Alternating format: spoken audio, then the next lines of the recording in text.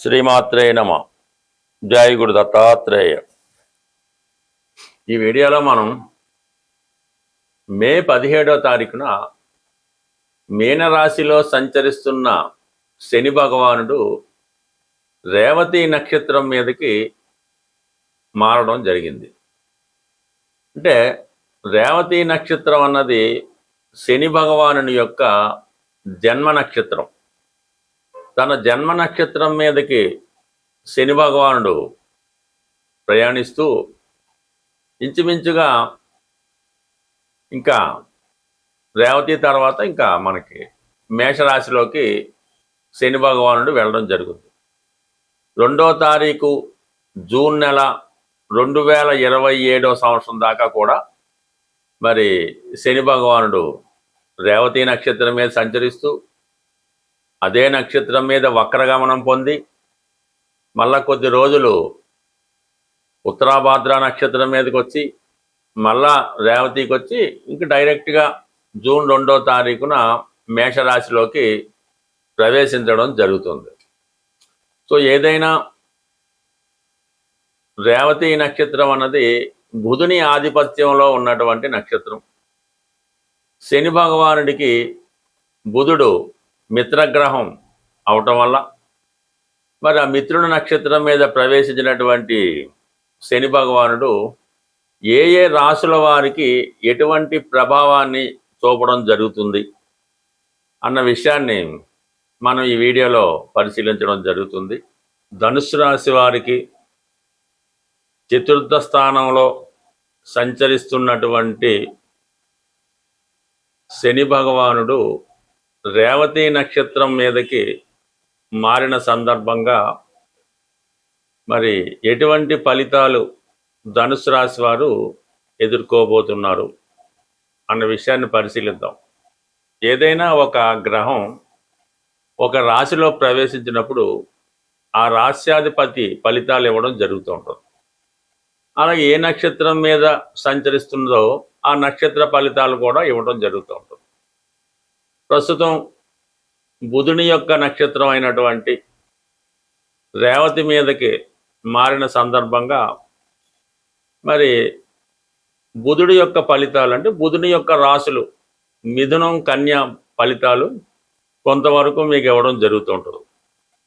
ఎలాగంటే ఈ ధనుసు రాశి వారికి బుధుడు సప్తమ దశమాధిపతి, ఈ 2 ఫలితాలు మీకు ఇవ్వడం జరుగుతుంది. బట్ ఏదైనా శని ధనుసు రాశి వారికి ప్రతికూల గ్రహం, సప్తమ స్థాన సంచారం ఫలితాలు అంటే బుధుడి యొక్క ఫలితాలు ఇవ్వడం వల్ల మిథున రాశి ఫలితాలు ఇస్తాడు. మిథునంలో ఉన్నటువంటి ఫలితాలు అంటే వీళ్ళకి ధనుసు రాశి వారికి సప్తమాధిపతి అంటే కొద్దిగా మీకు వైవాహిక జీవితంలో మరి జీవిత భాగస్వామికి ఏదో ఒక ఇబ్బంది, ఉద్యోగపరమైన ఇబ్బందో, అనారోగ్య సమస్యలు, వృద్ధాప్యమో, ఏదో కారణాల వల్ల భార్యాభర్తల మధ్య ఒక విధమైనటువంటి గ్యాపు, ఎడబాటు రావడం జరుగుతుంది. ఫిజికల్గా కొంత ఇబ్బంది కూడా కలుగుతూ ఉంటుంది. అది శృంగారపరంగా అనుకోవచ్చు, వ్యక్తిగతంగా మీ జీవిత భాగస్వామికి కొద్దిగా అన్ఫిట్గా ఉండే అవకాశం ఉంటుంది. సరైనటువంటి సత్సంబంధాలు భార్యాభర్తల మధ్య ఉండమాట, ఏదో అవసరమైతే తప్ప 2-3 మాటలు మాట్లాడుకుంటారు. ఈ విధంగా కొంత ఇబ్బంది ఉంటుంది. కొంతమందికి వృత్తిరీత్యా ఎడబాటు రావచ్చు. ఇక దశమాధిపతి అంటే దశము ఈ రాశి వారికి కన్య కాబట్టి వృత్తిపరంగా కొన్ని కొత్త బాధ్యతలు చేపడతారు. ఎక్కువ పని గంటలు పని చేయవలసి ఉంటుంది. సమయానికి విశ్రాంతి లేకపోవడం, అధిక శ్రమ జాతకుని ఇబ్బంది పెడుతుంటాయి.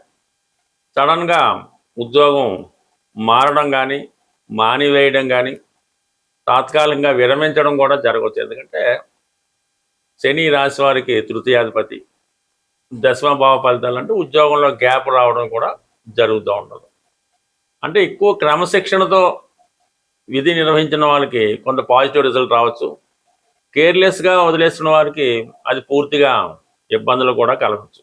శని ఎప్పుడు కూడా ఎంత క్రమశిక్షణగా, ఎంత సిన్సియర్గా, ఎంత నిజాయితీగా వర్క్ చేస్తే ఏ భావ ఫలితమైనా కరెక్ట్గానే ఇవ్వడం జరుగుతుంటుంది. సో ఇప్పుడు ఈ ఫలితాలు రావడం జరుగుతుంది. ప్రధానంగా ఇంకో బెస్ట్ ఏంటంటే వీళ్ళకి రేపు జూలై 27 నుంచి 2026 జూలై 27 నుంచి డిసెంబర్ 11వ తారీఖు మధ్యలో శని భగవానుడు వక్రించబోతున్నాడు. ఈ వక్ర గమనం ఎప్పుడైతే వచ్చాడో ఆటోమేటిక్గా మీకు 3వ స్థాన ఫలితాలు ఇవ్వడం జరుగుతుంది. ఈ రాబోయే ఈ సమయంలో మీకు మళ్ళా శని అనుకూల ఫలితాలు అంటే 3వ స్థానంలో శని భగవానుడు కొత్త ప్రయత్నాలు, కొత్త ఆలోచనలు ఇవన్నీ ఇస్తుంటాడు. కాబట్టి మీకు ఆటోమేటిక్గా ఈ జూలై 27 నుంచి కొన్ని మార్పులు రాబోతున్నాయి. గతంలో కన్నా చాలా ఉత్సాహంగా పనిచేస్తారు. గతంలో పోగొట్టుకున్నవి తిరిగి సంపాదించుకుంటారు.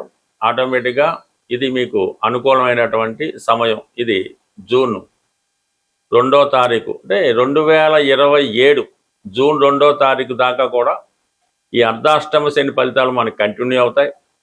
దాని తర్వాత శని పంచమ స్థానం అయినటువంటి మేషరాశిలోకి ప్రవేశించబోతున్నాడు. అది శని భగవానుడికి బలహీనమైన స్థితి అవడం వల్ల ఒక విధంగా మీకు అదే మంచిది. కొన్ని అనుకూలమైనటువంటి మంచి ఫలితాలు మీ జీవితంలో అంటే అర్ధాష్టమ శని కన్నా పంచమ స్థానం కొంత బెటరు. అది కూడా కొంతవరకు కొన్ని ఇబ్బందుల్ని కలగజేస్తూ ఉంటాడు. ఉద్యోగంలో మార్పులు, చికాకులు అలాంటివి వస్తుంటాయి. ప్రస్తుతానికి మాత్రం కొంతవరకు ఈ రాశివారు వివాహ సంబంధించిన విషయాలు, ఉద్యోగ సంబంధించిన విషయాల్లో ఏమాత్రం అశ్రద్ధ చేసినా వాటి వల్ల కొన్ని ఇబ్బందులు, అనర్థాలు, చికాకులు ఎదుర్కోవలసి ఉంటుంది. ఏదైనా ఒకరి జీవితంలో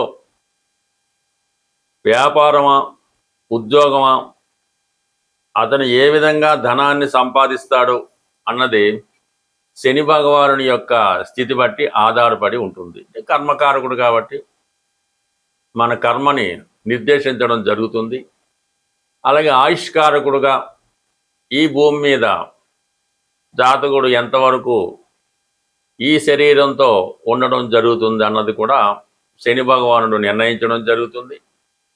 అలాగే వివాహ సంబంధించిన విషయంలో వివాహం ఎంత అన్యోన్యంగా ఉంటుంది, ఏ విధంగా ఎన్ని సంవత్సరాల పాటు వారి వైవాహిక జీవితం సాగుతుంది అన్నది కూడా ఈ శని భగవానుని బట్టే రావడం జరుగుతుంది. ఏదైనా అతని అలవాట్లు, ఆలోచనలు, అతని యొక్క ధర్మ కార్యక్రమాలు, చెడు కార్యక్రమాలు, వ్యసనాలు ఏదైనా శని భగవానుని బట్టే ఆధారపడి ఉంటుంది. జాతకుడిని అత్యంత హీనస్థితిలో చాలా విధంగా ఇబ్బందులు పెట్టడానికి అంటే ఇంచుమించుగా మీకు అందరికీ తెలిసే ఉంటుంది. నలమహారాజు, మహాచక్రవర్తి కూడా ఈవెన్ కట్టుకోవడానికి సరైన బట్ట లేకుండా ఇబ్బంది పడడం జరుగుతుంది. సో అలాగే వైభవాన్ని ఇస్తే ఎంత గొప్ప స్థాయికి తీసుకెళ్తాడో అది ఎవరు ఊహించలేనిది. సో ఈ విధంగా ఈ శని భగవానుడు రేవతి నక్షత్రం మీద ప్రయాణించున్న సందర్భంలో ప్రధానంగా ఉన్నటువంటి ఏ ఏ రాశుల వారికి ఏ విధంగా ఉంటుందో తెలుసుకుంటూ మరి ఈ పరిహారం అంటే బుధుడు విద్యాకారకుడు, వ్యాపారకారకుడు. అందువలన వ్యాపారపరంగా కొద్దిగా ఆర్థిక మాంద్యం ఏర్పడడం కానీ, ప్రజల దగ్గర ధనం రొటేషన్ తగ్గడం కానీ, వ్యాపారాలు సజావుగా సాగకపోవడం, విద్యా సంస్థలు అంత సక్సెస్ఫుల్గా నడకపోవడం, విద్యార్థులు కూడా విద్య మీద పెద్ద శ్రద్ధ పెట్టకపోవడం, ఇవన్నీ కూడా అంటే బుధుని యొక్క కారకత్వాలన్నీ కూడా కొద్దిగా ఇబ్బంది పడుతూ ఉంటాయి. అంటే వాటిని లైన్లో పెట్టే, దారిలో పెట్టే ప్రయత్నం శని భగవానుడు చేస్తాడు కాబట్టి. బట్ ఏదైనా వ్యాపారస్తులకు మాత్రం ఇది కొంతవరకు గడ్డు కాలం అనే చెప్పచ్చు. ప్రజల దగ్గర రొటేషన్ తగ్గుతూ ఉంటుంది, సేవింగ్స్ తగ్గుతూ ఉంటాయి, అలాగే వాళ్ళ దగ్గర కొనుగోలు శక్తి తగ్గుతూ ఉంటుంది. ఇవన్నీ కూడా ఏ రాశి వారికి ఏ ప్రభావం ఉంటుంది అన్నది అంటే దీంతో పాటుగా వారి జన్మ పుట్టినప్పుడు ఉన్నటువంటి జన్మ చక్రం బట్టి, జాతక చక్రం బట్టి, జరుగుతున్న దశలను బట్టి, అప్పుడున్న గ్రహస్థితి బట్టి ఆధారపడడం జరుగుతుంది. బట్ ఏదైనా ఈ ప్రభావం ఏ రాశుల వారికి ఏ విధంగా ఉంటుంది అన్నది డీటెయిల్గా తెలుసుకుంటూ చివరిలో ఏ రాశికి ఏ పరిహారం చేసుకుంటే బాగుంటుంది కూడా మనం తెలుసుకొని శని భగవానుడి యొక్క అనుగ్రహానికి పాత్రలొద్దామని ఆశిస్తూ ఏదైనా శని భగవానుడు గోచార రీత్యా కానీ దశారీత్యా కానీ ఇబ్బంది పడుతున్నప్పుడు చాలామంది ఈ పరిహారాలు అన్నవి చేయించడం జరుగుతూ ఉంటుంది. అందులో ప్రధానంగా శని భగవానుడికి తైలాభిషేకం, శని భగవానుడికి జపం చేయించడం, ఇవి నడుస్తూ ఉంటాయి. అయితే ఏదైనా శని భగవానుడి యొక్క పరిహారం చేద్దాం అనుకున్న వాళ్ళు ముందు వాళ్ళలో ఉన్నటువంటి బలహీనతల్ని తొలగించుకోవలసి ఉంటుంది. అప్పుడు మాత్రమే మీరు చేసే పరిహారం అన్నది మీకు రావడం జరుగుతుంది. ఏదో ఒక వ్యసనంతో మీరు బలహీనుడై ఉంటారు. అది స్మోకింగ్ అవ్వచ్చు, పాన్ అవ్వచ్చు, మందు అవ్వచ్చు, లేదంటే ఒక స్త్రీ మీద వ్యామోహం అవ్వచ్చు, లంచాలు తీసుకోవచ్చు, ఇతరులను ఇబ్బంది పెట్టవచ్చు. అవి ముందుగా మీరు విడిచిపెట్టినప్పుడు మాత్రమే ఈ పరిహారాలు మీకు వర్కౌట్ అవ్వడం జరుగుతుంటుంది. చాలా క్రమశిక్షణతో సూర్యోదయానికి ముందే లేచి, అలాగే కొన్ని నిమిషాల పాటు కొంత ఒక అరగంట 15 నిమిషాల వ్యాయామం చేసి, అలాగే సమయానికి అన్ని రకాల కాలకృత్యాలు తీర్చుకొని దైవారాధన చేసుకుని సూర్య నమస్కారం చేసుకొని, పెద్దవాళ్ళు ఎవరైనా ఉంటే మీ కుటుంబంలో మీ ఇంట్లో పెద్దవాళ్ళు ఎవరైనా ఉంటే వాళ్ళకి ఏదైనా ఒకసారి వాళ్ళని పలకరించి వాళ్ళకి ఏదైనా బిస్కెట్లు ఏం కావాలంటే అవి, మందులు అవసరం ఉంది తెచ్చిపెట్టడం, వాళ్ళకి ఏదైనా ఆహారం టిఫిన్ కావాల్సి ఉంది పెట్టడం, ఈ విధంగా మీరు చేయడం వల్ల ప్రధానంగా ఈ మధ్యకాలంలో ఈ పని తొందరలో అదే అవ్వచ్చు, మీ ఇంట్లో వృద్ధులైన వాళ్ళు, హెల్త్ ప్రాబ్లంతో మంచాన ఉన్నవాళ్ళు ఎవరైనా ఉంటే మీరు ఉదయం పూట ఒక కాఫీ అవ్వచ్చు, ఒక టిఫిన్ అవ్వచ్చు, వారికి పెట్టకుండా మీ చిన్నపిల్లలు కానీ యజమాని కానీ ఎవరైతే యాక్టివ్గా ఉంటారో వాళ్ళు తినడం అన్నది చేయకూడదు. ముందుగా మీరు ఈ రెమెడీ పరిశీలించండి. మీ ఇంట్లో ఎవరైతే వృద్ధులు బలహీనులు ఉన్నారో వాళ్ళకి ముందు ఆహారాన్ని పెట్టి తర్వాత మీరు స్వీకరించడం వల్ల డైరెక్ట్గా మీరు శని భగవానుడికి ఆహారం పెట్టినట్టు ఫలితం మీరు పొందడం జరుగుతుంది. అలాగే కేవలం నెలకు ఒకసారైనా ఏదైనా వృద్ధాశ్రమాన్ని, అంటే అనాథలు ఎవరైతే కుటుంబ సభ్యులతో నిరాధించారో వాళ్ళ అనాథలు, వాళ్ళకి వెళ్ళి వాళ్ళకి అవసరమైనటువంటి ఆహారం కానీ పళ్ళు కానీ మాత్రలు కానీ మందులు కానీ కేవలం పరామర్శించడం ద్వారా కూడా కేవలం శని భగవానుడు ఈ విధంగానే అనుగ్రహిస్తాడు తప్ప మీరు లక్షలు వేలు ఖర్చు పెట్టి ఏదో జపాలు చేయించాం, హోమాలు చేయించాం, అది చేయించాం, ఇది చేయించాం అంటే జీరో ఉపయోగం. మీకు మీరుగా ఈ విధంగా మీ కుటుంబంలో వృద్ధుల్ని సేవించి వాళ్ళ యొక్క ఆశీర్వాదం పొందడం వల్ల, వారిని జాగ్రత్తగా చూడటం వల్ల కంప్లీట్గా మీ యొక్క శని మీకు అనుకూలించడం జరుగుతుంది. శని అనుకూలించినంతగా ఏ గ్రహం కూడా అనుకూలించదు. అందువలన శనిగ్రహ అనుగ్రహం ఉంటేనే మిగతా గ్రహాల అనుగ్రహం కూడా మీరు పొందడం జరుగుతుంది. మరి శని అనుగ్రహం పొందుతారని ఆశిస్తూ స్వస్తి.